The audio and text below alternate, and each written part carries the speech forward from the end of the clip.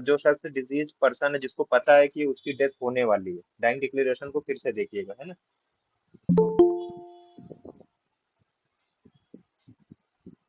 जो dying declaration वाला है ये डॉक्यूमेंट्री एविडेंस में आता है, जिसको जो डिजीज पर्सन है जिसको पता है कि हाँ उसकी डेथ होने वाली है, तो ये वो शख्स जो अपने मरने से पहले जो स्टेटमेंट देगा, अब उसको रिकॉर्ड किया जा सकता है। रिकॉर्ड कौन करेगा?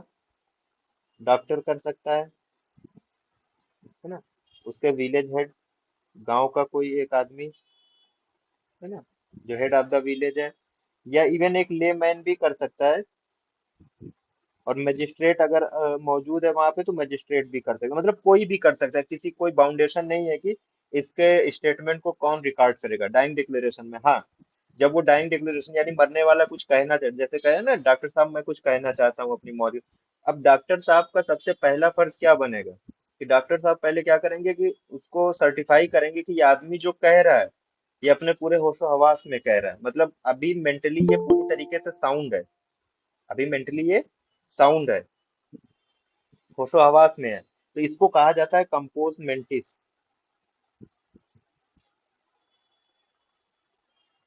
एक कंपोज। क्वेश्चन पूछना था आपसे। जी। हाँ बताइए। सर आपने बताया डाइंग डिक्लेरेशन जब दिन में पढ़ाया था, क्या मतलब हाँ। मरने वाले से लिखते हैं तो मतलब अगर वो पूरा नहीं दे पाया, आपने बोला था ना मतलब डॉक्टर उससे साइन करवाएगा, उसके हाँ, बाद फिर मजिस्ट्रेट को देगा, तो अगर ऐसा हुआ कि वो पहले ही मर जाए तो फिर उसकी जितना भी दिया है उसकी वैल्यू रहेगी नहीं रहेगी? रहेगी।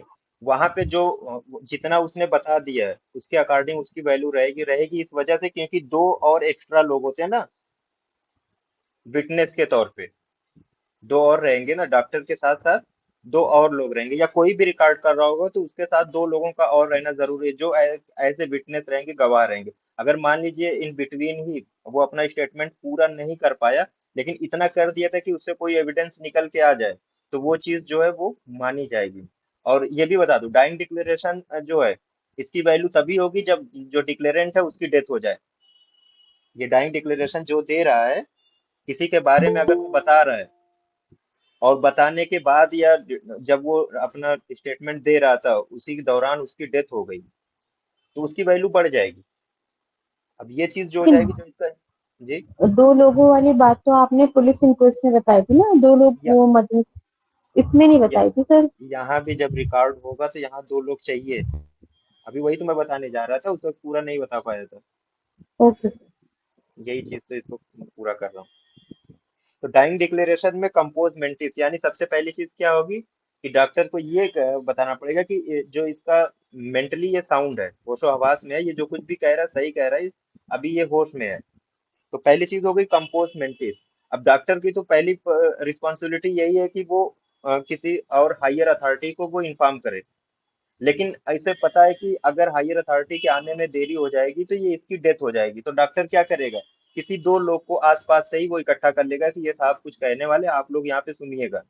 अब वो मरने वाला जो कुछ भी बताता जाएगा, मरने वाला जो कुछ भी बताता जाएगा वो उसको उसी की लैंग्वेज में रिकॉर्ड करता जाएगा, मतलब लिखता जाएगा, लिखता जाएगा। और जब वो लिख चुका होगा पूरा, अगर मान लीजिए पूरा हो गया, तो वो एक बार पढ़कर सुनाएगा। डॉक्टर क्या करेगा, उस मरने वाले को, उस डिजीज पर्सन को एक बार फिर से सुनाएगा कि आपने ये चीजें कही है, वो कहेगा हाँ सही है। तो फिर सब लोग साइन करेंगे जो वहां पे मौजूद रहेंगे वो, और जिसने ये स्टेटमेंट दिया है वो भी साइन। अब साइन नहीं कर सकता, अगर मान लीजिए वो सिग्नेचर नहीं कर सकता तो फिर क्या करेगा, थंब इम्प्रेशन उसका लगेगा, मतलब ये सारी चीजें यहाँ पे होगी। अब डाइंग डिक्लेरेशन में एक चीज और होती है, ओथ नहीं लिया जाता, ओथ। ओथ जो है यहाँ पे मैंडेटरी नहीं है, नहीं ली जाती, क्यों? क्योंकि ऐसा माना जाता है ना कि जो मरने वाला है वो कभी झूठ नहीं बोलता, वो सच ही बोलेगा। दूसरी चीज डाइंग डिक्लेरेशन में एक चीज और थी कि यहाँ पे जिसके खिलाफ वो बता रहा है या जिसके ऊपर वो इल्जाम लगा रहा है उसका वहां पे मौजूद होना जरूरी नहीं, ना ही उसके लायर का वहां पे प्रेजेंट होना जरूरी है। तो अगर लायर नहीं है तो क्रॉस एग्जामिनेशन नहीं हो सकता, क्रॉस एग्जामिनेशन नहीं होगा तो लीडिंग क्वेश्चंस जो है वो नहीं पूछे जा सकते वहां पे, है ना। तो डाइंग डिक्लेरेशन का ये था। अभी डिपोजिशन इसके अगेंस्ट में है, और डिपोजिशन थोड़ा सा फर्क के साथ है, और इंडिया में डाइंग डिपोजिशन जो है इसकी कोई वैल्यू नहीं है, लीगली जो है ये माना नहीं जाता। हाँ, अगर आपसे कोई ये पूछे कि डिक्लेरेशन और डिपोजिशन में कौन ज्यादा मतलब अच्छा है, तो पोजीशन। डाइंग डिपोजिशन जो है वो ज्यादा बेहतर है। अदर कंट्रीज में डाइंग डिपोजिशन की वैल्यू बस इंडिया में नहीं है। अब यहाँ पे थोड़ा सा ओरल एविडेंस को देखिए। अब डॉक्यूमेंट्री और ओरल के अगेंस्ट में ओरल जो है वो ज्यादा बेटर है in comparison to documentary evidence, है ना। क्योंकि ओरल जो एविडेंस होता है वो कोर्ट में दिया जाता है डायरेक्ट, है ना, डायरेक्टली जो है अंडर द ओथ वो कोर्ट में खड़ा होकर कोई आदमी अगर अपना स्टेटमेंट दे रहा है तो जाहिर सी बात है उसकी वैल्यू ज्यादा हो। क्यों? क्योंकि वहां पे जज भी मौजूद है और वहां पे दोनों पार्टीज के लॉयर भी मौजूद है जो उसको एग्जामिन करेंगे, जो उसे क्वेश्चन क्रॉस क्वेश्चन कर सकते हैं। तो इसलिए ओरल एविडेंस की वैल्यू ज्यादा in comparison to documentary evidence, पहली चीज। अब यहाँ पे तीन चीजें, डायरेक्ट, इनडायरेक्ट और हियर से एविडेंस। कहा जाता है कि ओरल एविडेंस जो है ये हमेशा जो है डायरेक्ट होना चाहिए। डायरेक्ट होना चाहिए, डायरेक्ट का मतलब ये होता है कि आई विटनेस, चश्मदीद गवाह जिसको कहते हैं, जिसने जो चीज डायरेक्ट देखी हो। मतलब किसी की अगर मान लीजिए डेथ हुई है और ये हम मान के चल रहे हैं कि इसको कत्ल किया गया है ना। तो कोई विटनेस है, उसने कहा कि हाँ साहब मैंने देखा था ये फला शख्स जो है इसने एक नाइफ से या रिवॉल्वर से या किसी भी चीज से, उसने उस हथियार के साथ बताया कि हाँ इसने इससे इसकी डेथ हुई है, इसने इसको मारा है ना। तो ये चीज हो गई, ये आई विटनेस। सेकंड जो है इनडायरेक्ट, इनडायरेक्ट थोड़ा सा अलग है, इसको कहते हैं सरकमस्टेंशियल एविडेंस। अब यहाँ पे हो सकता है जो गवाह था, जो जो विटनेस था, वो आया कहे कि नहीं साहब जिसकी डेथ हुई है उसके घर से हमने इस शख्स को निकलते हुए देखा था और इसके कपड़ों पे खून लगा हुआ था। तो हो सकता है कि इसी ने वो मर्डर किया हो। तो अब ये थोड़ा सा इनडायरेक्ट हो गया, क्योंकि वो ये नहीं कह रहे कि मैंने मर्डर करते हुए देखा, बल्कि क्या कह रहा है, जिसका मर्डर हुआ उसके घर से मैंने निकलते हुए देखा और इसके कपड़ों पे खून लगा हुआ था। अब ये सरकमस्टेंशियल एविडेंस हो गया। इससे हम एक इन्फ्रेंस तो ड्रा कर सकते हैं कि हाँ इसी ने मर्डर किया होगा क्योंकि उसके घर से ये निकला है, लेकिन मर्डर करते हुए नहीं देखा गया है ना। तो ये चीज हो जाती है, ये दिस इज इनडायरेक्ट एविडेंस, इसी को सरकमस्टेंशियल एविडेंस भी कहते हैं।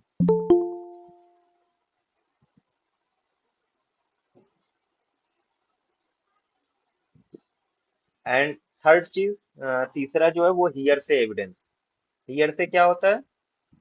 कोई भी आदमी, कोई भी ऐसा विटनेस जिसको फर्स्ट हैंड नॉलेज नहीं है।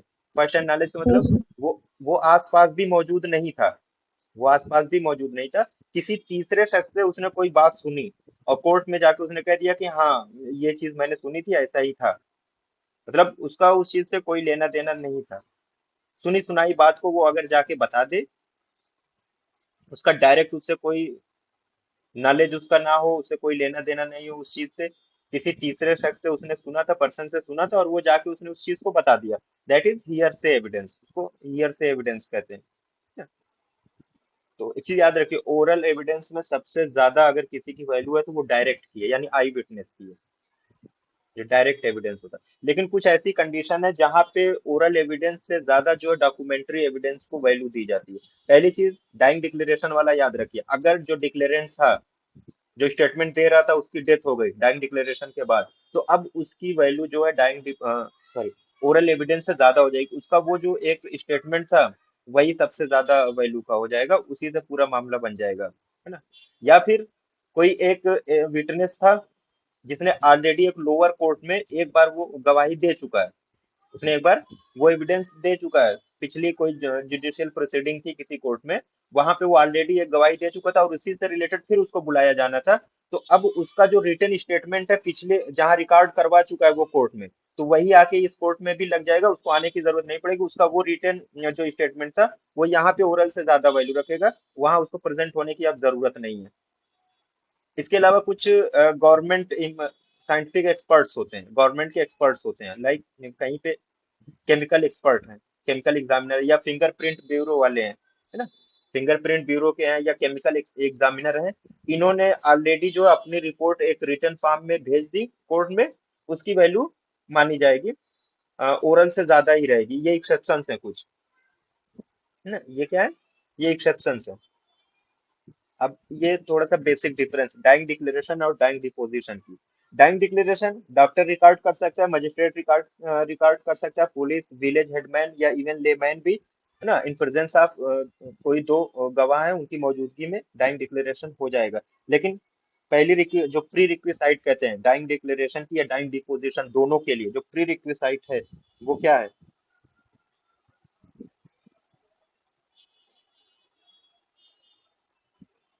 कि डॉक्टर को दोनों ही केसेस में एक चीज साबित करनी होगी कि जो डिक्लेरेंट है वो क्या है, कंपोज मेंटिस।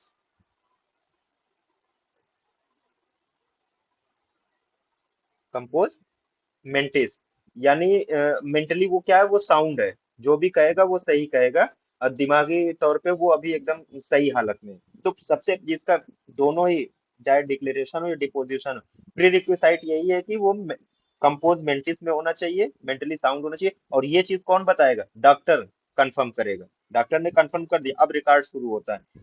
यहाँ पे डाइंग डिपोजिशन में हमेशा जो है मजिस्ट्रेट की मौजूदगी में रिकॉर्ड होता है। मजिस्ट्रेट की मौजूदगी के साथ साथ जब मजिस्ट्रेट वहां पे मौजूद होगा तो वहां पे ओथ की जरूरत पड़ेगी, यानी स्वर्ण टेस्टिमनी जिसको कहते हैं ना। वो है ना कि मैं शपथ लेता हूँ, मैं जो भी कहूंगा सच कहूंगा, वही चीज। Oath is required in case of dying deposition, लेकिन डाइंग डिक्लेरेशन में ओथ की रिक्वायरमेंट नहीं होती। ओथ अगर यहाँ पे ले लिया इसने, दूसरी यहाँ पे अब इसको देखिए, presence of accused or his lawyer, उसका या तो वकील वहां पे मौजूद है या अक्यूज मौजूद रहे। अब जब लायर अगर मान लीजिए उसका मौजूद है, ओथ में वो शख्स है, तो ये लायर जो है यहाँ पे क्रॉस एग्जामिन भी करेगा, पूछता भी रहेगा किसको, अपने क्लाइंट को बचाने के लिए, अपने क्लाइंट को बचाने के लिए। तो क्रॉस एग्जामिनेशन जो है वो डाइंग डिपोजिशन में हो जाता है। लेकिन क्योंकि यहाँ पे ना तो ओथ लिया जा रहा है, ना ही एक्यूज का प्रेजेंस रहना या उसके लायर का प्रेजेंट रहना जरूरी है, तो यहाँ पे क्रॉस एग्जामिनेशन भी नहीं किया जाता, कोई लीडिंग क्वेश्चन जो है नहीं पूछा जाता। क्रॉस एग्जामिनेशन का मतलब होता है लीडिंग क्वेश्चन।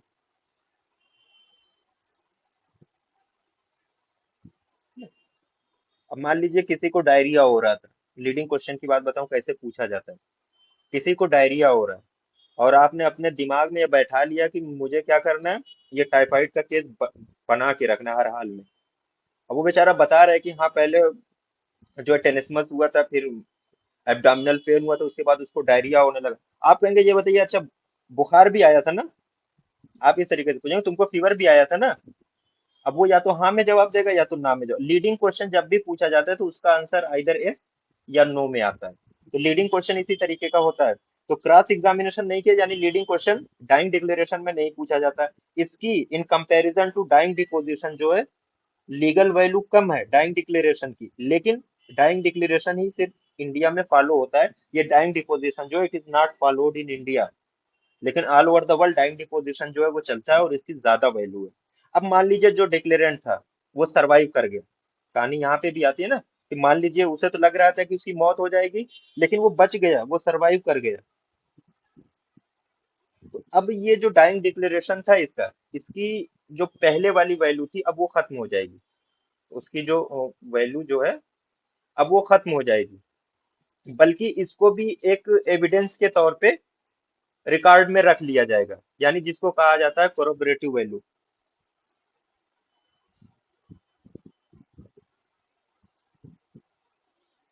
लेकिन अगर इसकी डेथ हो जाती तो इसका जो डाइंग डिक्लेरेशन था, इसकी वैल्यू सबसे ज्यादा होती, फिर और किसी चीज की जरूरत नहीं पड़ती। तो अदर एविडेंसेस के साथ फिर इसको भी डाइंग डिक्लेरेशन का जो ये पूरा प्रोसेस है, जो उसने स्टेटमेंट दिया था, उसको भी उसमें देख लिया जाएगा। अगर वो सरवाइव करेगा तो तब उसकी बहुत ज्यादा वैल्यू नहीं रह जाती फिर। भाई ये विटनेस, विटनेस यानी जिसको हम कहते हैं गवाह। गवाह, विटनेस। विटनेस क्या है, कोई भी पर्सन जो स्वर्ण टेस्टिमनी दे।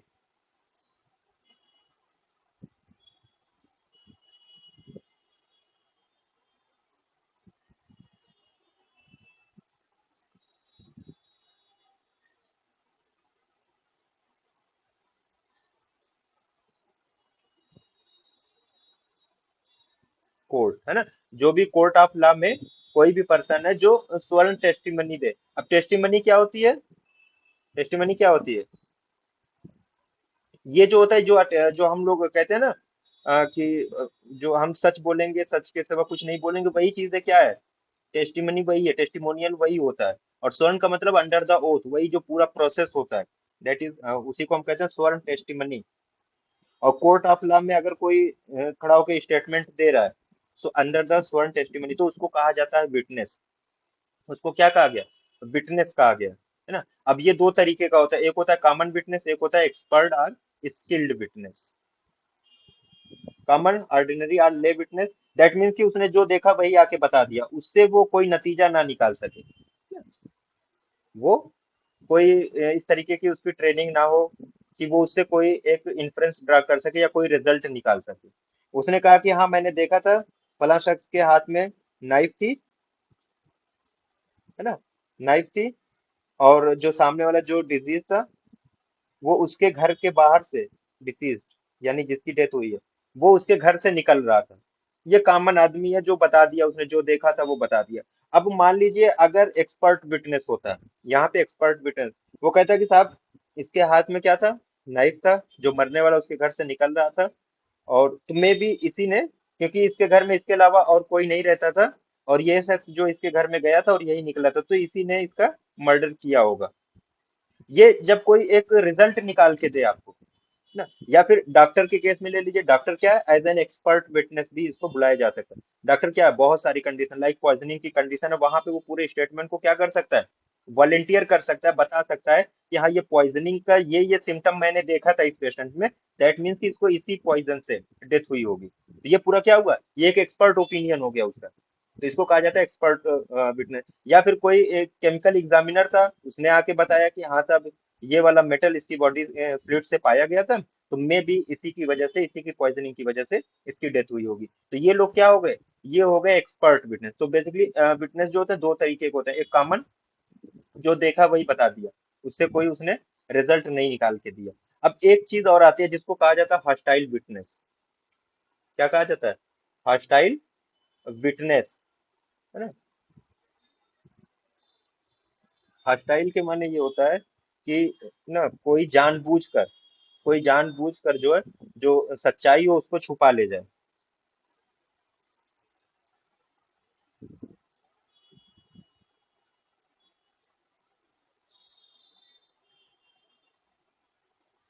कॉल्ड एज हॉस्टाइल विटनेस, यानी कोई भी पर्सन है जो विटनेस तो था, लेकिन वो विलफुली यानी कि जानबूझकर, पहली चीज जानबूझकर, या फिर उसका कोई मोटिव हो। मोटिव का मतलब क्या है, उसे ब्राइब मिला हो, ब्राइब मिला हो या इंटिमिडेशन, उसे डर हो, किसी ने उसको धमकी दे दी है कि अगर तुमने कोर्ट में ये सच बात बोली या ये गवाही दी तो हम तुम्हारे पूरे खानदान को मार डालेंगे। ये क्या हुआ, दिस इज इंटिमिडेशन, यानी उसे अब धमकी मिल गई। या फिर उसे किसी ने कहा कि भाई 2 लाख ले लो, अपना ये स्टेटमेंट चेंज कर दो। ये क्या हो गया, ये ब्राइब हो गया। तो ये तमाम चीजें हैं जिसके नतीजे में वो अपना स्टेटमेंट क्या करे, चेंज कर दे। अब चेंज कैसे कर सकता है, या तो जो सच्चाई थी उसका कोई पार्ट, एक दो पार्ट जो है वो छुपा ले जाए, यानी conceals A part of the truth. कैसे, अब मान लीजिए पहले सिनेरियो में आइए कि कोई विटनेस था, उसने देखा कि हाँ जो ये पर्सन है एक्स, इसने वाई को जो है नाइफ से इसका मर्डर किया था, किससे, नाइफ से, चाकू से, है ना। अब इसने देखा है, वो चीज है, रिकॉर्ड में है। जब इसको बुलाया गया, जब इसको बुलाया गया, तो अब ये गया, इसको यहाँ से 2 लाख रुपए की ऑफर आ गई थी कि भाई तुम सच्चाई मत बताना। ये जाएगा, ये कहेगा नहीं साहब मैंने तो कत्ल करते नहीं देखा है, हाँ मैंने इसको उसके घर के पास देखा था। अब यहाँ पे क्या हुआ, इसने आधी चीज जो है वो छुपा ली, आधी चीज क्या कर ली, छुपा ली। या पूरी तरीके से ये फाल्स एविडेंस दे दे कि नहीं साहब मैंने तो देखा ही नहीं था, completely false evidence.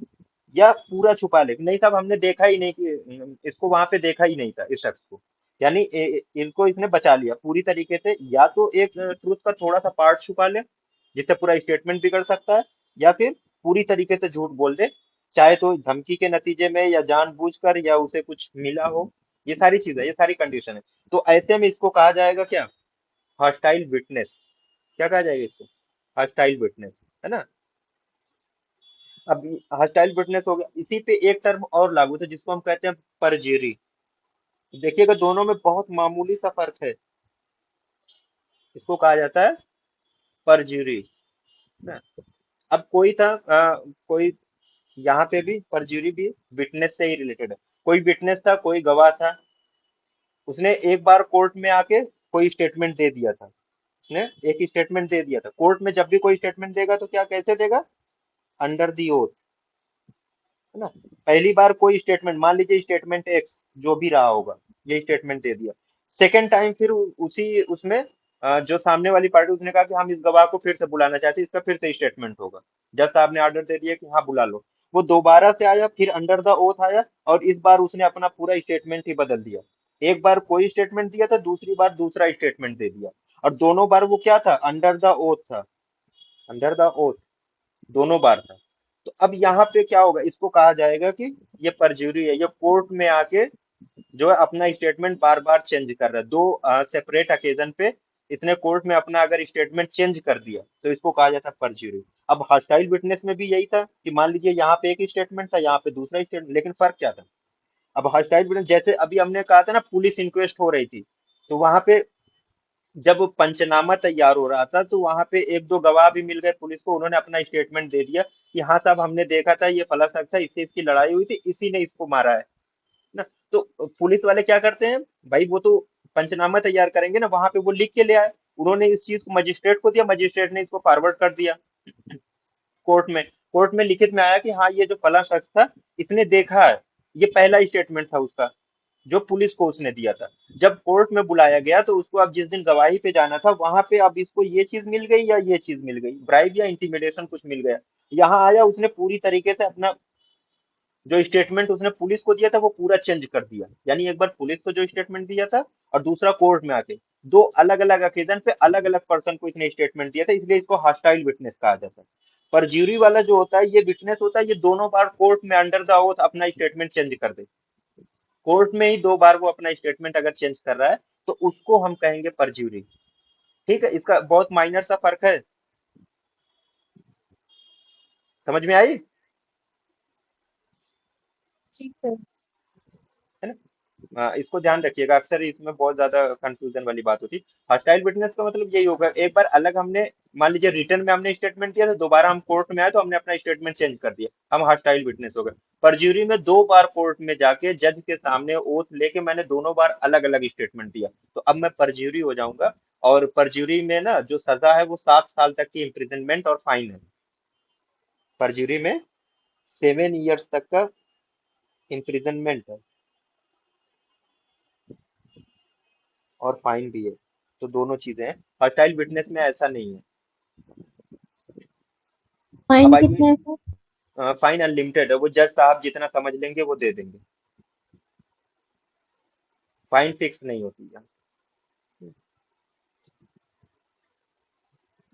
Recording of evidence, evidence को कैसे रिकॉर्ड किया जाएगा, जैसे होता है ना कोर्ट की जो हियरिंग होती है, क्या क्या प्रोसेस होते हैं, किस तरीके से वो चलता है। तो एविडेंस जब भी रिकॉर्डिंग होगी, या कोर्ट में जब भी कोई गवाही के लिए जाता है, तो पहले शुरुआत कहाँ से होती है, आप लोगों ने फिल्मों में थोड़ा बहुत तो देखा ही होगा ना, किस तरीके से कोर्ट में प्रोसीजर चलते हैं। पहली चीज क्या आएगी, ओथ। ओथ है ना, ये कंपलसरी है, किसी भी विटनेस के लिए ओथ जो है ये कंपलसरी है। अब मान लीजिए कोई एथीस्ट है, क्या है, वो एथीस्ट है, तो एथीस्ट तो भाई किसी रिलीजन को वो मानता नहीं है, तो उसके लिए ओथ कैसे ली जाएगी। जो रिलीजन वाले हैं वो अपनी जो उनकी हॉली बुक्स होती हैं, लाइक मुसलमान है तो कुरान, हिंदू है तो गीता, क्रिश्चियन है तो बाइबिल, है ना। तो ये अपनी वो बुक्स पे हाथ रख के वो कसम लेते हैं कि हम जो कुछ भी कहेंगे, सच के सिवा कुछ नहीं कहेंगे। और जो मान लीजिए एथीस्ट है, वो कैसे ओथ लेगा, तो वो डायरेक्ट कहता है ना, वो गॉड को शेयर नहीं करता। वो कहेगा कि मैं जो कुछ भी कहूंगा, सच के सिवा कुछ नहीं कहूंगा। बस उसका सिंपल सा है, क्योंकि वो किसी धर्म को नहीं मानता। लेकिन ओथ उसे भी लेनी है, ओथ उसने ले लिया। चलिए ओथ हो गई, अब शुरुआत होगी। पहली चीज आती है एग्जामिनेशन इन चीफ, जिसको हम कहते हैं डायरेक्ट एग्जामिनेशन।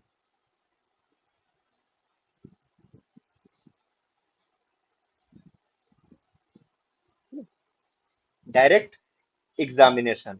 अब यहाँ पे डायरेक्ट एग्जामिनेशन किसका होगा, विटनेस का होगा। किसका हो रहा है, विटनेस का। और इससे सवाल जवाब कौन करेगा, वो पार्टी करेगी जिसने इसे बुलाया था। पार्टी हु कॉल्स हिम, यानी जिसने इस गवाह को बुलाया, उस पार्टी का लायर जो होगा, जो वकील होगा, वो उससे सवाल करेगा, और सवाल इस तरीके से करेगा कि उसका अपना केस जो है वो मजबूत हो, है ना। ताकि कोर्ट के सामने जो है वो अपनी बात को बेहतर तरीके से रख सके, वो अपने ही गवाह से अपने ही केस को और जो है स्ट्रांग करने के लिए इनसे सवालात करता रहता है, जिसको कहा जाता है examination in chief, direct examination. अब एग्जामिनेशन इन चीफ हो रहा है, सामने जो अपोजिंग लायर है, जो अपोजिंग पार्टी है, जिसके खिलाफ ये गवाही देने के लिए गया है, उसका लायर कितना ही ऑब्जेक्शन करे, कितना ही वो ऑब्जेक्शन करे, लेकिन लीडिंग क्वेश्चन यहाँ पे अलाउ नहीं हो सकते। Leading question are not allowed. यहाँ पे उसको अभी कोई, अभी जितना भी पूछना है, जिस पार्टी ने बुलाया है, उसी पार्टी का लायर इससे सवाल करता रहेगा, कोई भी लीडिंग क्वेश्चन यहाँ पे अलाउ नहीं होता ना। अब ये तो एग्जामिनेशन इन चीफ हो गया, मान लीजिए ये पूरा प्रोसेस हो गया।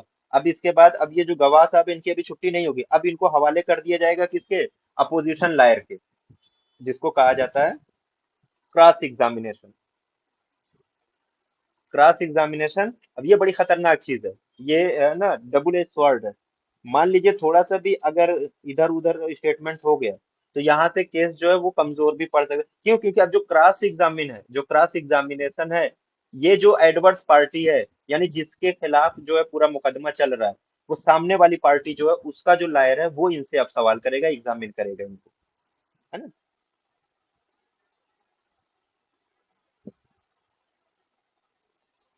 एग्जामिनेशन भाई एडवर्स पार्टी, यानी जो अपोजिट वाली पार्टी है, उसका लायर जो होगा वो इनसे अब सवाल करेगा, क्रॉस एग्जामिनेशन। अब ये क्या करेगा, इसमें क्या करता है, इसमें इस तरीके से ये क्वेश्चन करता है ना कि ये जो साहब आए हुए हैं गवाही देने के लिए, कहीं ना कहीं थोड़ा सा बस फंस जाए, बस उसके लिए वही काफी होगा। तो इस तरीके से वो क्वेश्चन करता है ताकि वो ना इस केस को अपने फेवर में कर ले, या अभी तक इसने जो गवाही दी, इसकी गवाही को वो झूठा साबित कर दे। तो ये क्रॉस एग्जामिनेशन होता है। और क्रॉस एग्जामिनेशन में अगर कहीं पे भी जो इन्होंने जो बुलाए थे, इसको इन्हें लग रहा है कि अब इसके गवाह को ये लोग जो है भटका रहे हैं, या इस तरीके से क्वेश्चन कर रहे हैं कि ये कहीं कुछ गलत ना बोल जाए, तो यहाँ पे ये ऑब्जेक्शन करेगा। ये वाला जो इस पार्टी का जिसने बुलाया, इसका लायर जो है वो क्या करेगा, ऑब्जेक्शन करेगा। ऑब्जेक्शन करने के बाद अगर इसे इजाजत मिल जाती है, और मिलती भी है क्रॉस एग्जामिनेशन में, तो ये फर्दर जो है फिर से कुछ ना कुछ पूछता रहेगा, जिसको कहा जाता है लीडिंग क्वेश्चन। और दिस लीडिंग क्वेश्चन सिर्फ और सिर्फ जो है क्रॉस एग्जामिनेशन में ही अलाउड है। Leading question are allowed only in cross examination. तो एक चीज याद रखिएगा, जो लीडिंग क्वेश्चन है ये सिर्फ और सिर्फ क्रॉस एग्जामिनेशन में ही अलाउ होते हैं। और इस क्रॉस एग्जामिनेशन का कोई टाइम लिमिट नहीं है, कई घंटों तक चल सकता है या कई दिनों तक चल सकता है ना, चलता रहेगा। फिर इसके बाद अब यहाँ पे हो गया, तो अब फिर से ये हवाले कर दिया जाएगा किसके, उस पार्टी के जिस पार्टी ने उसे बुलाया, यानी इस पार्टी का वकील। अब उसकी खुद की पार्टी का वकील फिर से उससे अच्छे अच्छे सवालात करेगा, अपने केस को और क्या करेगा, मजबूत करेगा, जिसको कहा जाता है रीडायरेक्ट एग्जामिनेशन या री एग्जामिनेशन, है ना। अब यहाँ पे भी लीडिंग क्वेश्चन जो है वो अलाउड नहीं है। अब यहाँ पे मान लीजिए अगर जज साहब जो है वो, हाँ सही है, इसने सही बताया, तो आगे प्रोसीडिंग रोक सकते हैं। अदरवाइज अगर अपोजिंग लायर कह रहा है कि नहीं साहब अभी मुझे कुछ और पूछना रह गया है, तो फिर से जो अपोजिशन का लायर है उसको फिर से इनके हवाले कर दिया जाएगा, तो उसको फिर से कहा जाता है री क्रॉस एग्जामिनेशन। सेकेंड टाइम जब वो री एग्जामिनेशन के बाद री क्रॉस एग्जामिनेशन भी हो सकता है ना, अगर डिमांड की जाएगी, जो अपोजिशन का जो लायर है वो अगर डिमांड डिमांड करेगा तो होगा। मान लीजिए ये सब हो गया, चलिए यहाँ तक की सुनवाई होगी। अब आते हैं जज साहब। कोर्ट क्वेश्चन का मतलब क्या, क्वेश्चन बाय द जज। जज भी दो चार सवाल करेगा अपने लिए कि हाँ जो ये तमाम चीजें हैं क्या ये सही है या गलत है। अब जो पॉइंट है यहाँ पे वो ये है कि जज कब सवाल करेगा, इस पूरी प्रोसीडिंग में जज कब सवाल करेगा।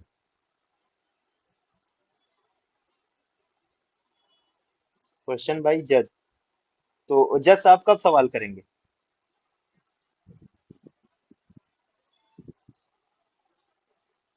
किसी भी टाइम कर सकते हैं पूरे हाँ, एग्जामिनेशन एट में। Any time during the trial जज के पास ये लिबर्टी या पावर होती है कि वो जब चाहे बीच से वो रोक के वो अपना क्वेश्चन जो है एक दो कर सकता है। तो जज के लिए कोई फिक्स टाइम नहीं है, वो किसी भी ट्रायल के किसी भी दौरान शुरू से लेके आखिर तक जज कैन आस्क एनी टाइम,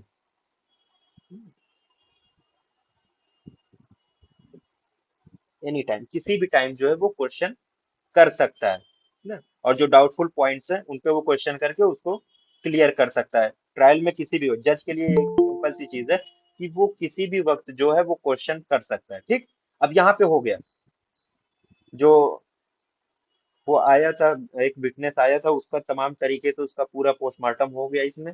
अब जो उसने कहा था, जितना भी उसने स्टेटमेंट दिया था, अब वो आप देखेंगे जज के नीचे जो कुछ लोग और बैठे होते हैं ना, वो उस चीज को रिकॉर्ड करते रहते हैं, लिखते रहते हैं। फिर वो एक पेपर वर्क की शक्ल में आ जाएगा। अब उसको जो है फिर विटनेस को दे दिया जाएगा कि आपने ये चीजें कही है, आप पढ़िए। पढ़ने के बाद उस पेपर के बॉटम पे नीचे यूजुअली जहाँ साइन की जाती है वहां उस विटनेस से साइन ली जाएगी हर पेज पे, हर पेज के बॉटम पे, और जो लास्ट पेज होगा वहां पे भी पूरी तरीके से उससे साइन ले ली जाती है ना। और जब तक जज नहीं कहेगा तब तक उसे कोर्ट परमिसेस से निकलना नहीं है, यानी जब जज इजाजत दे देगा तब उसे कोर्ट को लीव करना होगा। तो ये पूरी प्रोसेस है एक एविडेंस को रिकॉर्ड होने के लिए। ठीक, ये तो लीगल प्रोसीजर था। तो लीगल प्रोसीजर्स में शुरू से आपने पढ़ा, इंक्वेस्ट पढ़ लिया आपने, कोर्ट, कोर्ट के टाइप्स, उसका क्या पावर है ना, फिर एविडेंसेस तमाम आपने पढ़ लिए, और इसके बाद विटनेस के बारे में आपने देख लिया। तो ये लीगल प्रोसीजर पूरा कंप्लीट हो गया। अब कुछ छोटी छोटी चीजें और है, उसको भी देखिएगा। ये एक जो मेडिकल एथिक्स और लॉ से रिलेटेड चीज है, डिक्लेरेशन है अलग अलग, है ना। डिक्लेरेशन ऑफ जिनेवा 1948 में आया था। अब ये जो डिक्लेरेशन ऑफ जिनेवा है, ये modern version of Hippocratic oath, जो हिप्पोक्रेटिक ओथ के बारे में आपने पढ़ा होगा ना, इन्होंने डॉक्टर्स के लिए क्या क्या कंडक्ट होना चाहिए वो चीजें बताई थी। तो इसी का एक मॉडर्न वर्जन थोड़ा सा अपग्रेडेशन के साथ ही आया। इसको कहा गया डिक्लेरेशन ऑफ जिनेवा, 1948 में आया था। डिक्लेरेशन ऑफ टोक्यो 1975 में ना, ये डॉक्टर्स के लिए कुछ गाइडलाइंस थी ना, डॉक्टर्स के लिए इसमें कुछ गाइडलाइंस आई थी, स्पेशली रिगार्डिंग टू टॉर्चर। जो कस्टडी में कोई प्रिजन या प्रिजनर है या कस्टडी में कोई है, तो उसको टॉर्चर करने के लिए पहले डॉक्टर्स को बुलाया जाता था। वो अलग अलग टेक्निक के साथ टॉर्चर करते थे, उनसे राज उगलवाने के लिए, सच्चाई उगलवाने के लिए। अब पुराने जमाने में जब होता था तो ज्यादातर जो है कैदी बना लिए जाते थे, तो उनसे पूछने के लिए डॉक्टर को स्पेशली बुलाया था, तुम कोई तरीका अपनाओ जिससे ये आसानी से अपनी जबान खोल दे, है ना। तो वो टॉर्चर के लिए अलग अलग तरीका निकालते थे। लेकिन यहाँ पे जब डिक्लेरेशन ऑफ टोक्यो आया तो इसमें ये कहा गया कि डॉक्टर कभी भी टॉर्चर में वो हिस्सा नहीं लेगा।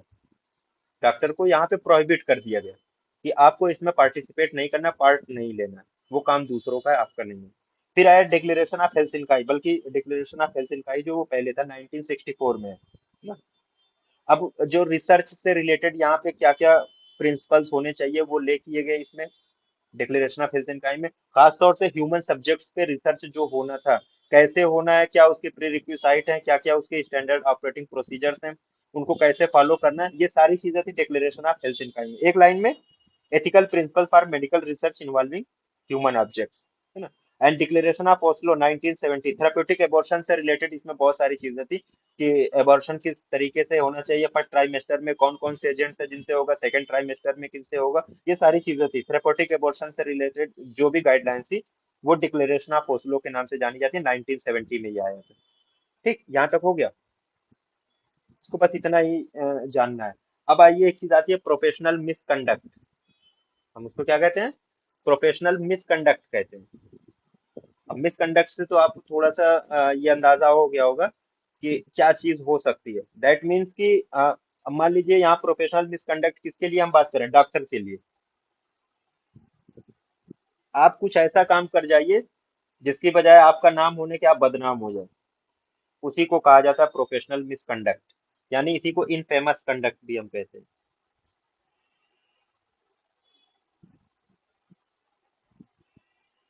इनफेमस कंडक्ट, है ना, जो रिप्यूटेशन है वो खराब हो जाए, कुछ इस तरीके का काम कर जाइए कि चार लोग गालियां देने लगे, दैट इज इनफेमस कंडक्ट, है ना।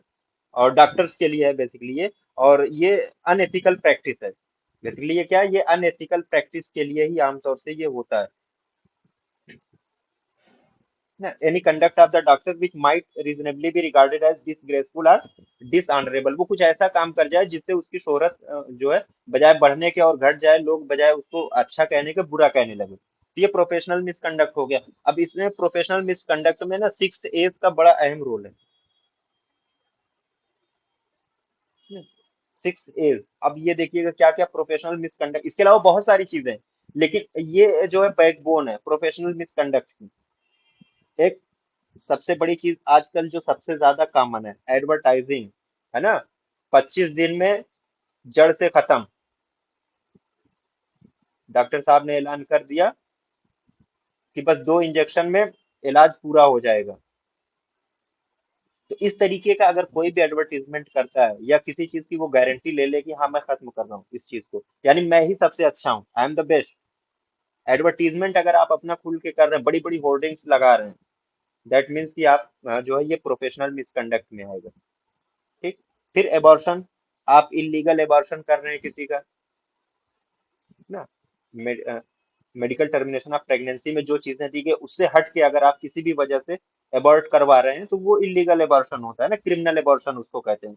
अब आप ड्यूटी पे हैं, पता चला अल्कोहल ले रखा है आपने अच्छे से, नशे में, या एडिक्शन ऑन ड्यूटी ही आप कोई नशा कर रहे हैं, दूसरा किसी तरीके का एडिक्शन कर रहे हैं। एडल्ट्री, यानी आप पेशेंट को ट्रीट करने के बजाय उसे इश्क लड़ाना शुरू कर दे, ये मेल फीमेल दोनों के लिए है ना, सिर्फ मेल्स को मत देखिएगा। एडल्ट्री का मतलब यही है। फिर है एसोसिएशन विद अनक्वालिफाइड पर्सन। अब ये जो चीज है एसोसिएशन विद, इसमें बहुत सारी चीजें आती है। इसमें एक चीज ये भी आती है कि आप जो है ना डाइकोटमी करें या फी स्प्लिटिंग जिसको हम कहते हैं।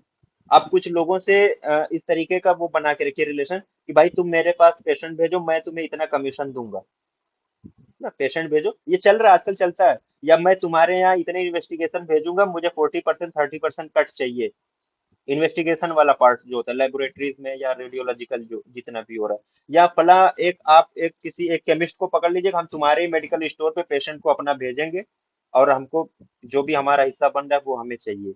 यानी आप किसी अनक्वालिफाइड पर्सन, या फिर आपने अपने हॉस्पिटल में एक दो लोगों को ऐसे रख लिया जिनसे आप काम तो करवा रहे हैं लेकिन वो क्वालिफाइड नहीं है, उनसे हो सकता है कोई केस बिगड़ जाए फर्दर। तो ये सारे क्या है, ये प्रोफेशनल मिस। अब इतना ही नहीं है, इतना ही नहीं है, और भी बहुत सारी चीजें हैं, और भी बहुत सारी चीजें हैं। इलीगल एबॉर्शन करवा ही रहे हैं, या फिर ना जो प्रोफेशनल सीक्रेट्स होते हैं, प्रोफेशनल सीक्रेट,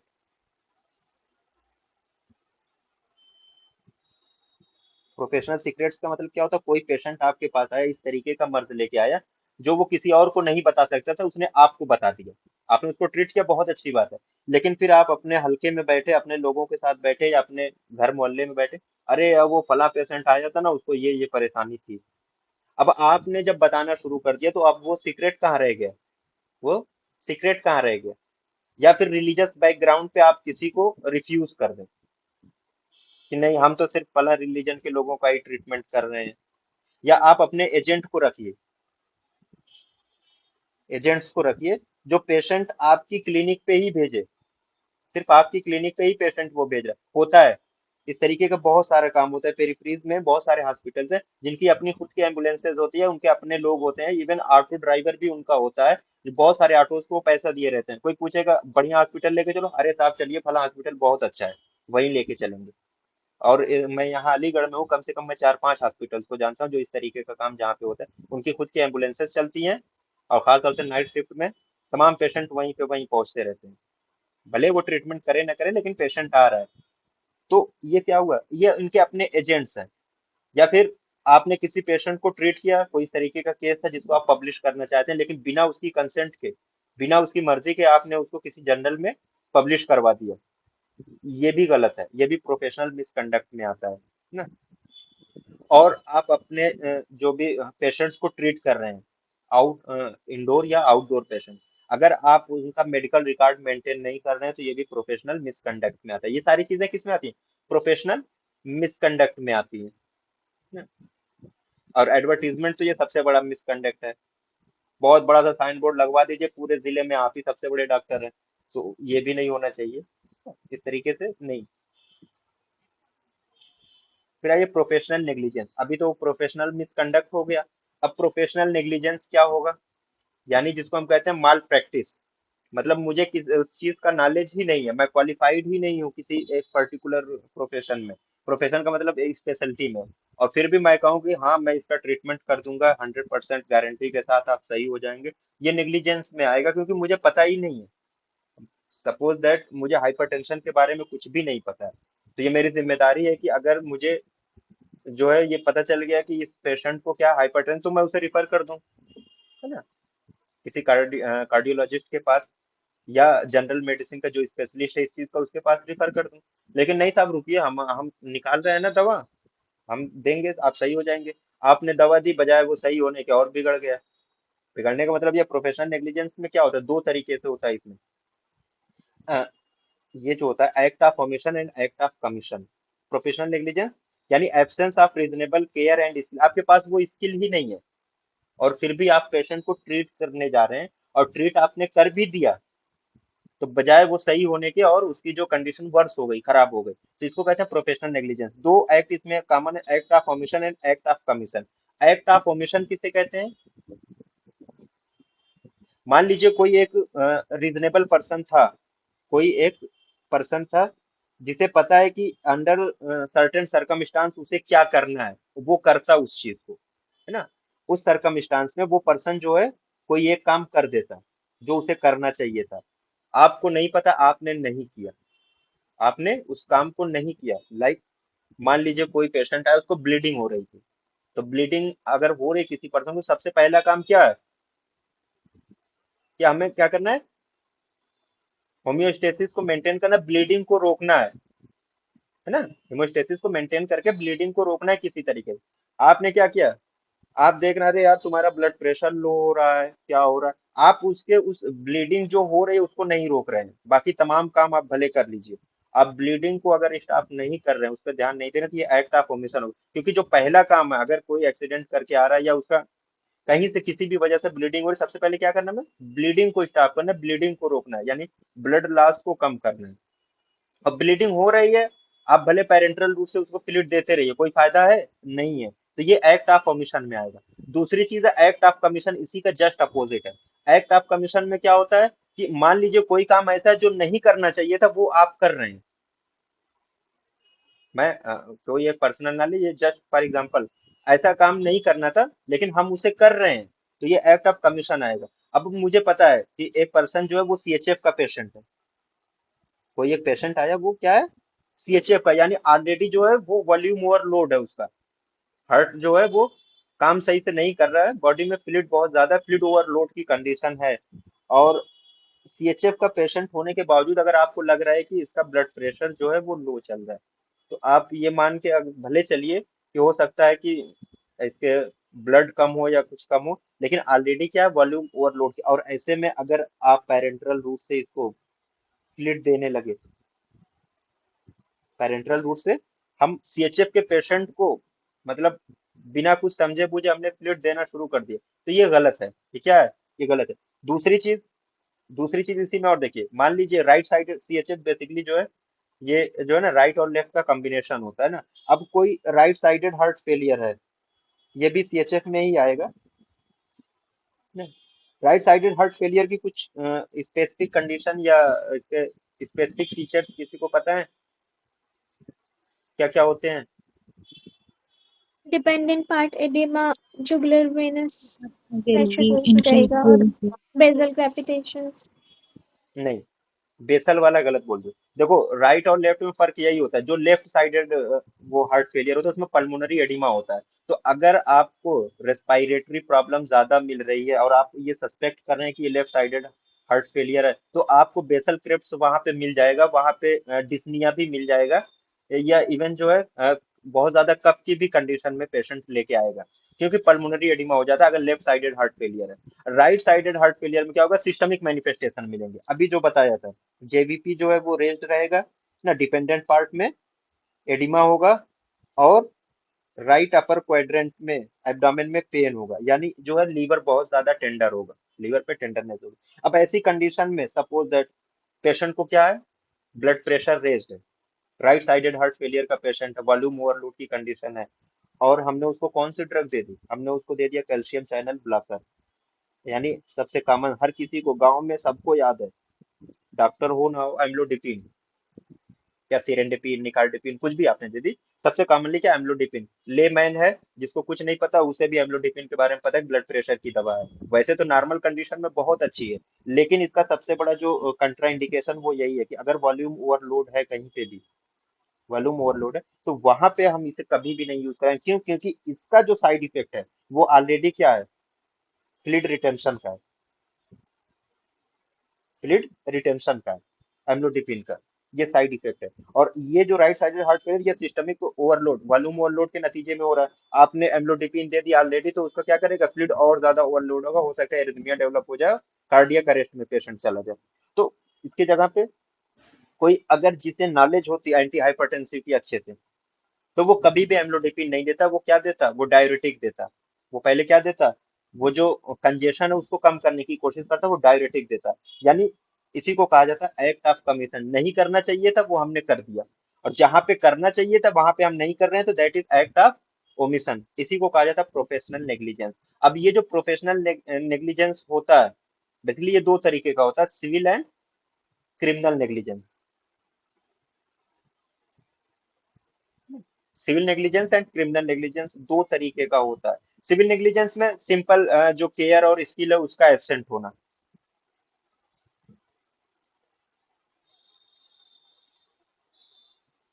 और ये जो क्रिमिनल नेग्लिजेंस है ना, ये बहुत ज्यादा, बहुत बड़ी नेग्लिजेंस होती है। एक तरीके से यूं कह लीजिए कि पेशेंट की जो है डेथ हो सकती है इसमें। क्रिमिनल नेग्लिजेंस में यूजुअली इसी को माना जाता है। अगर हल्का फुल्का कोई इस तरीके का नेग्लिजेंस है जिसमें बहुत ज्यादा ये कहिए बहुत लीथल अगर उसका रिजल्ट नहीं आया, तो वो सिविल नेग्लिजेंस में ही जाता है। ट्रायल जो बेसिकली होता है सिविल नेग्लिजेंस का, वो सिविल कोर्ट में होता है, और यहाँ पे कंपनसेशन से काम चल जाता है।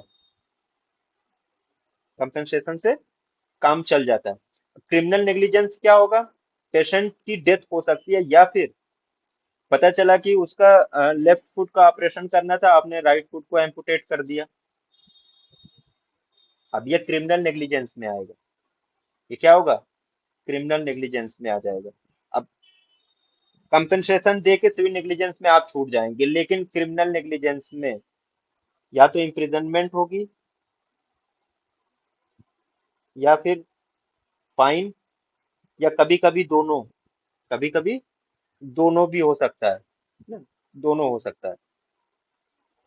कहाँ पे चले गए, ये सिविल कोर्ट में, ये क्रिमिनल कोर्ट में, है ना। ये ज्यादा खतरनाक, कहने का मतलब जो क्रिमिनल नेग्लिजेंस है ये ज्यादा खतरनाक है। सिविल नेग्लिजेंस थोड़ा सा हल्का होता है, इसमें पैसा दे के आप बच जाएंगे। क्रिमिनल नेग्लिजेंस में ये ज्यादा सीरियस होता है, इसमें पैसा नहीं, इसमें बाकायदा जेल भी हो सकती है और फाइन भी हो सकता है, दोनों चीजें हो सकती है ना। और आमतौर से क्रिमिनल नेग्लिजेंस को वहीं पे लेके आते हैं जहां पे पेशेंट की डेथ हो चुकी होती है, या बहुत सीरियस उसके साथ कोई वो एडवेंचर हो जाए, तब होता है। अब आइए दो तीन चीजें, ये बहुत छोटी छोटी चीजें हैं। डॉक्ट्राइन ऑफ रेस इप्सा लाकिटर, यानी थिंग और फैक्ट स्पीक फॉर इटसेल्फ। अब मान लीजिए आपके खिलाफ कोई इस तरीके का कह रहा है कि इन्होंने हमारे साथ ये गलत काम किया, हमको बजाय इन्होंने सही करने के, इनसे हमें दो चार बीमारियां और मिल गई। तो ऐसे नतीजे में आपके खिलाफ केस चल रहा है, तो कुछ ये चीजें जो होती है ना, ये आपके खिलाफ भी जा सकती हैं, आपके हक में भी आ सकती हैं। यानी thing or facts speak for itself, ज्यादातर चीजें ये किस में जाती हैं, खिलाफ में ही जाती हैं। ऐसी कंडीशन में जहां पे पेशेंट आके बताए कि साहब मैं गया था इन सर्जन साहब के पास ऑपरेशन कराने, सर्जन साहब के पास गया था ऑपरेशन कराने, और वही चीज है कि बजाय राइट, मेरे दाहिने पैर में परेशानी थी और इन्होंने मेरा बायां पैर काट दिया। अब ये तो खुद ही बायां पैर दिख रहा है ना, आप कितना भी कहें कि नहीं साहब इसके बाएं पैर में ही परेशानी थी, वो राइट का दिखा रहा है कि और राइट का ही वो तमाम इन्वेस्टिगेशन लेके चल रहा है, राइट फुट का। उसका एक्सरे भी होगा, हो सकता है उसका कलर डॉपलर भी होगा उसके पास, तमाम चीजें उसकी होंगी राइट फुट से रिलेटेड। लेकिन एम्पुटेट क्या कर दिया गया उसका, लेफ्ट फुट। यानी अब वो सामने से वो बता भी, उसे पूरा बताना भी नहीं है, तमाम चीजें खुद आपके अगेंस्ट में गवाही दे रही हैं। तमाम चीजें क्या कर रही हैं, गवाही दे रही हैं।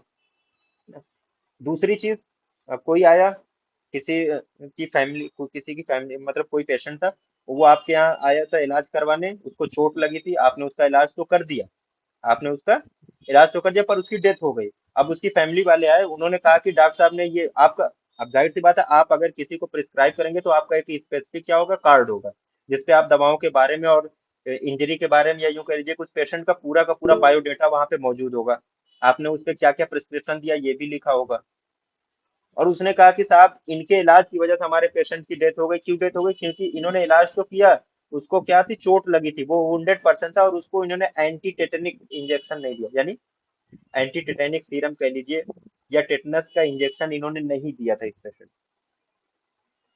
अब वो आपका वो पूरा का पूरा जो है कार्ड ले जाके दिखा दे, उसे बहुत ज्यादा कुछ कहने की जरूरत ही नहीं है। या एक पेशेंट की डेथ हो गई ऑपरेशन टेबल पे, आप सर्जन थे, आप सर्जरी कर दी, बहुत बड़ी सर्जरी, आपने उसका पूरा लेप्रोटॉमी कर दी, पूरा abdomen ओपन करके बहुत कुछ सही कर दिया।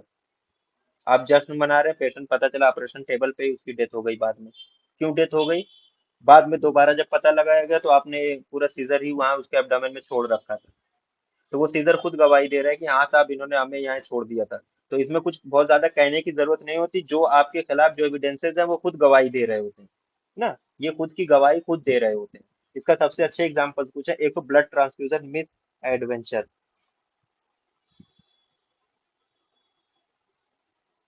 Blood transfusion miss.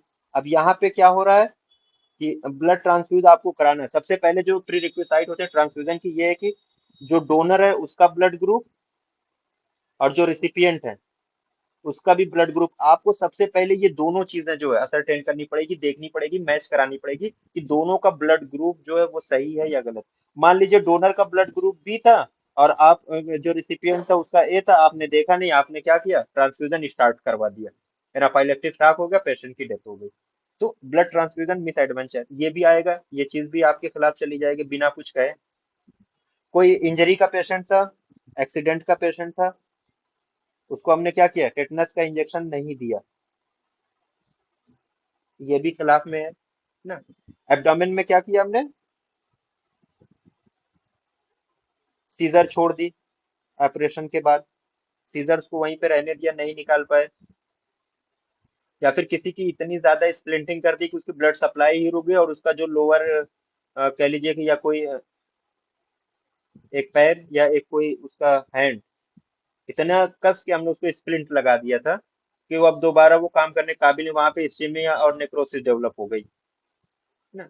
या फिर कोई मेडिसिन हम दे रहे थे, हमें पता है कि जो पैरासीटामोल है ये मैक्सिमम टॉलरेबल डोज जो है ये अप टू 2 ग्राम तक एक दिन में हम दे सकते हैं।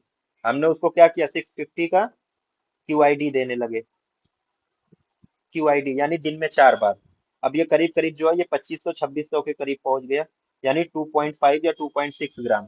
बहुत ज्यादा हिपैटोटॉक्सिक ये ड्रग होती है। तो क्या लीवर फेलियर में पेशेंट चला गया, उसकी डेथ हो गई। तो ओवरडोज भी आपने प्रिस्क्राइब अगर कर दिया तो ओवरडोज हो रही, आप कितना भी कहेंगे नहीं साहब हमने तो 2 ही बार कहा था, लेकिन आपने जब किसी को प्रिस्क्रिप्शन हम करते हैं तो एक स्पेसिफिक क्या होता है, कार्ड होता है, पर्चा होता है, उस पे हम पूरा लिखते हैं ना, टैबलेट फला दिन में 2 बार 3 बार 4 बार। तो यहाँ से ये खुद ही ये चीज बता रही है, किसी को गवाही देने की जरूरत नहीं, जो थिंग है या जो फैक्ट्स हैं वो खुद अपने आप को गवाही दे रहे हैं कि हाँ साहब इन्होंने ऐसा किया था। तो इसको कहा जाता है डॉक्ट्राइन ऑफ रेस इप्सा लॉक्यूटर, ये नेग्लिजेंस में ही आता है और क्रिमिनल नेग्लिजेंस में ही आता है। ठीक, डॉक्ट्राइन ऑफ रेस इप्सा लॉक्यूटर, इसलिए नाम जरूर याद रखिएगा। एक डॉक्ट्राइन और है इसी से रिलेटेड है, थोड़ा सा अलग टाइप का, नोवस एक्टस इंटरवीनियंस उसको कहते हैं। नोवस एक्टस इंटरवीनियंस यानी अनरिलेटेड इंटरवीनिंग एक्शन।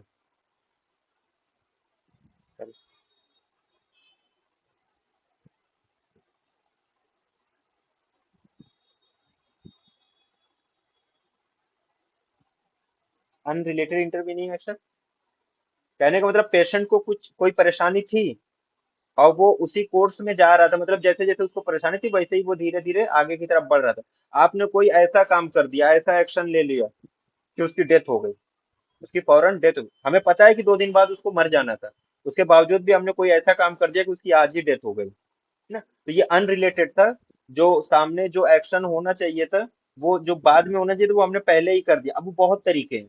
मान लीजिए कोई ब्लंट ट्रामा लेके आया, ब्लंट ट्रामा इंजरी का पेशेंट, एब्डोमेन में उसको चोट लगा, हमें पता है कि इसको इंटरनल ब्लीडिंग बहुत ज्यादा हो रही होगी। और इंटरनल ब्लीडिंग का मतलब ये कितनी हो रही है कोई नहीं बता सकता जब तक कि हम क्या करेंगे, लेप्रोटॉमी नहीं करेंगे। लेप्रोटॉमी का मतलब एब्डोमेन को ओपन करके नहीं देखा जाएगा, इंटरनल ब्लीडिंग नहीं हम सर्टिफाई कर सकते कितनी हो रही है। ऐसी कंडीशन में अगर मान लीजिए लेप्रोटॉमी की जा रही है, ठीक है, आप किसी तरीके से हिमोस्टेसिस को मेंटेन करने की कोशिश कर रहे हैं, आपका काम अच्छा है, लेकिन आपको पता है कि इतनी मैसिव इसको ब्लीडिंग हो चुकी मैं नहीं बचा पाऊंगा, ठीक है वो मर जाता। गलती आपने कहाँ की, वही रेस इप्सा लॉकिटर लेके आइए, आपने वहां पे क्या किया, स्वैब और सीजर्स उसी के उसमें छोड़ दी, एब्डामिन में ही स्वैब एंड सीजर छोड़ के आपने एब्डामिन को क्लोज कर दिया, अब पेशेंट मर गया। भले से वो ब्लीडिंग की वजह से उसकी डेथ हुई होगी, लेकिन ये चीज वहां पे मौजूद रहने के बाद अब ये अनरिलेटेड इंटरवीनिंग एक्ट में आ जाएगी, एक्शन में आ जाएगी, जिसको नोवस एक्टस इंटरवीनियंस हम कहते हैं, है ना। तो इस तरीके की चीज है। आपने कोई इंस्ट्रूमेंट था एब्डोमेन में ही हमने छोड़ दिया। तो अब यहाँ पे एक तरीके से नेग्लिजेंस ये भी हो गया हमारा। हमें पता था कि इसकी डेथ हो जानी थी, बट ये अब नेग्लिजेंस में आ गया कि एब्डोमेन को तो ओपन किया, हीमोस्टेसिस मेंटेन करने की कोशिश की, ब्लीडिंग को रोकने की कोशिश की, लेकिन जब एब्डोमेन को हम क्लोज कर रहे थे तो हमने वहां पे स्वैब या सीजर या कोई दूसरा इंस्ट्रूमेंट वहीं पे छोड़ दिया, यानी क्लैंप लगाया था, क्लैंप ही छोड़ दिया हमने वहां पे। पेशेंट की डेथ भले ब्लीडिंग की वजह से हो जाए या शॉक की वजह से हो जाए, हाइपोवोलेमिक शॉक से, लेकिन फिर भी जो है, अब ये माना जाएगा कि यहाँ पे डॉक्टर का नेग्लिजेंस है, क्योंकि उसने ये चीज वहां पे छोड़ रखी है, वो खुद ही उसके खिलाफ है। तो इसको नोवस एक्टस इंटरवीनियंस। अब यहीं पे एक चीज और आती है, कंट्रीब्यूटरी नेग्लिजेंस। मतलब कोई नेग्लिजेंस तो था ही, उसमें उसके घर वाले खास तौर से, पेशेंट होते हैं अक्सर आपने देखा होगा हॉस्पिटल में होता है कि डॉक्टर ने क्या किया कि अगर पेरेंटल रूट से उसको फ्लूइड दिया जा रहा है, तो एक फिक्स उसमें ड्रॉप में मान लीजिए 12 to 14 drop, 12 to 14 drop normal condition में ट्रांसफ्यूजन करा रहे हैं हम, 12 to 14 ड्रॉप पर मिनट। अब अगर इतने रेट से हम कराएंगे तो यूजुअली जो है 5 to 6 आवर्स लगता है, जो नॉर्मल 250 ml ब्लड को ट्रांसफ्यूज कराने में। अब उसके घर, मरीज के घर वाले बैठे थे, थोड़ी देर के बाद उनके अंदर का डॉक्टर जाग गया, उन्होंने लगा यार ये तो बहुत स्लो जा रहा है, थोड़ा तेज करते हैं, उन्होंने बढ़ा दिया, पता चला ओवरलोड हो गया, वॉल्यूम ओवरलोड हो गया, या पेशेंट को एनाफाइलेक्टिक शॉक भी हो सकता है अगर बहुत तेजी के साथ ट्रांसफ्यूज करा रहे हैं, या अचानक से हमने बढ़ा दिया बहुत तेजी के साथ, या फिर डोज दी गई थी, हमने कहा था कि भाई फीवर की ये गोली है, और आजकल जो है पीजीएम जो है वो 650 में ज्यादा काम कर रही है, ज्यादा यही प्रिस्क्राइब हो रही है। हमने कहा था कि टीडीएस में लेना, दिन में 3 बार लेना, हमें पता है कि 2 ग्राम तक ये झेल जाएगा आसानी से। मरीज के घर वाले देख रहे हैं बुखार नहीं उतर रहा है, 4 बार खिला दिया, 5 बार खिला दिया, ओवरडोज हो गई। ये क्या हो गई? ओवरडोज हो गई। तो जो ऑलरेडी जो कोई कंप्लेन थी, उसी से रिलेटेड इन्होंने क्या किया, उसके पेशेंट के जो अटेंडेंट थे या पेशेंट खुद, पेशेंट ने ही वो दवा 4 बार खा ली, या पेशेंट के अटेंडेंट थे उन्होंने क्या किया, ड्रॉप को बढ़ा दिया। तो ये क्या करे, नेग्लिजेंस में और इनका भी कंट्रीब्यूशन आ गया। क्या क्या आ गया? इनका कंट्रीब्यूशन भी आ गया, इसको कहा जाता है कंट्रीब्यूटरी नेग्लिजेंस। कुछ लोग और मिलके और नेग्लिजेंस को और बढ़ा रहे हैं। डॉक्टर की तरफ से हो सकता है कि कोई परेशानी ना हो, या डॉक्टर की तरफ से नेग्लिजेंस ना भी हो, लेकिन पार्ट ऑफ पेशेंट या उसका जो अटेंडेंट है उन्होंने कोई नेग्लिजेंस कर दिया, तो वो कंट्रीब्यूटरी नेग्लिजेंस में आएगा, है ना। अब यहाँ पे क्या करना होगा, क्रिमिनल नेग्लिजेंस में आएगा, लेकिन डॉक्टर को ये प्रूव करना पड़ेगा कि ये जो नेग्लिजेंस है ये पेशेंट का है या पेशेंट के अटेंडेंट का है। यहाँ पे डॉक्टर को प्रूव करना पड़ेगा कि ये जो नेग्लिजेंस, कंट्रीब्यूटरी नेग्लिजेंस है, ये या तो पेशेंट के पार्ट पे हुआ है या उसके अटेंडेंट के पार्ट पे हुआ है। अब यही सारी कंडीशन है जिसमें या तो ओवरडोजिंग हो जाए, या पेशेंट से हमने कहा था तुम्हें 3 बार ये दवा खानी है, उसने क्या किया, 4 बार 5 बार वो दवा ले ली, ओवरडोज हो गई। या उसके अटेंडेंट बैठे हुए थे, वो बहुत देर से इंतजार कर रहे थे, अब वो ट्रांसफ्यूजन पूरा हो ही नहीं रहा था, उन्होंने अचानक से पूरा फुल कर दिया उससे, और उसकी कंडीशन जो है वो बिगड़ गई पेशेंट की। तो ये कंट्रीब्यूटरी नेग्लिजेंस में आता है। ठीक।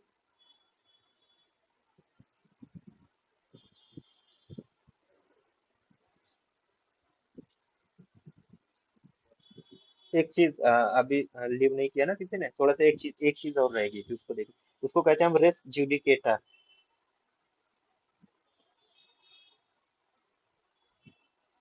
ये टर्म है रेस जुडिकेटा, दैट मीन्स कि थिंग्स हैव बीन डिसाइडेड। एक बार मान लीजिए कोई डिस्प्यूट था इस प्रिंसिपल के अकॉर्डिंग, कोई डिस्प्यूट था, कोई केस था, दो पार्टीज के भी, मान लीजिए वो सिविल नेग्लिजेंस का केस था, और डॉक्टर और पेशेंट के जो लोग थे वो एग्री हो गए कि ठीक है भाई, आप कंपनसेशन के तौर पे 2 लाख रुपए दे दीजिए, हम इस केस को क्लोज कर रहे हैं, आपने कंपनसेशन दे दिया, यानी अब मैटर जो है वो क्लोज्ड हो गया, थिंग्स जो है वो डिसाइडेड हो चुकी है पहले से। ये रेस जुडिकेटा कहता है। लेकिन अभी इसमें कहानी ये है कि हो सकता है कि पेशेंट का मन ना भरे 2 लाख में, उस वक्त तो वो मान गया था, बाद में उसे लगे कि नहीं उसे और चाहिए था, वो दोबारा से फिर कंप्लेन कर दे, वो दोबारा से फिर कर दे अलग से। अब ये चीज नहीं मानी जाएगी, ये चीज अब नहीं मानी जाएगी। रिस्क जुडिकेटा यही कहता है कि एक बार जब आपने ये काम कर लिया, आपने उससे कंपनसेशन ले लिया, दोबारा आप उसके खिलाफ उसी चीज के लिए दोबारा से आप उसको स्यू नहीं कर सकते, आप उसके खिलाफ कंप्लेन अब दोबारा नहीं कर सकते। That is res judicata. यानी एक नेग्लिजेंस, एक ही बार जो कंपनसेशन लेना है, जो कुछ करना है कर लीजिए। बार बार आप उसी नेग्लिजेंस पे उसको बार बार आप कोर्ट में नहीं लेके जा सकते। अच्छा, अब इसमें एक लिमिटेशन भी है रिस जुडिकेटा में। यानी कब तक ये हो सकता है, नेग्लिजेंस का जो पार्ट है उसके खिलाफ कब तक अपील की जा सकती है ना। तो जो केस होता है नेग्लिजेंस का, अगर पेशेंट को फाइल करना है तो विद इन 2 इयर्स, जो भी नेग्लिजेंस उसकी तरफ से हुआ होगा डॉक्टर की तरफ से। मैं नहीं कह रहा ये कि कौन सा नेग्लिजेंस हो सकता है कि उसने दाएं पैर की जगह बायां पैर काट दिया हो ना। तो बहुत सारे कोई भी नेग्लिजेंस हुआ होगा, या उसने क्या नशे की हालत में उसको ट्रीट कर दिया होगा। तो कोई भी नेग्लिजेंस रहा होगा, with in 2 years of the negligence case करना है, तभी जाके उसको जो भी फाइन मिलनी है या कंपनसेशन मिलना है, वो 2 साल के अंदर, अगर नेग्लिजेंस के 2 साल के अंदर कंप्लेन किया जा रहा है, तभी ये डॉक्ट्राइन या ये प्रिंसिपल वर्क करेगा, रेस जुडिकेटा। और एक बार रेस जुडिकेटा के अंडर में, यानी कि आप एक कंसिक्वेंस पे पहुंच गए कि हाँ भैया 2 लाख ले लो, मामला खत्म कर दो, खत्म हो गया। दोबारा से अब वो पेशेंट या पेशेंट के रिलेटिव्स आपके खिलाफ कंप्लेन नहीं कर सकते उस सेम नेग्लिजेंस के लिए। दैट इज रेस जुडिकेटा, इसी को कहते हैं।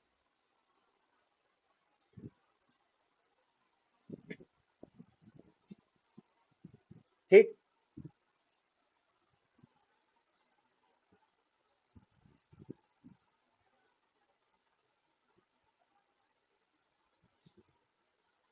छोटे छोटे टर्म्स है ना, ये बहुत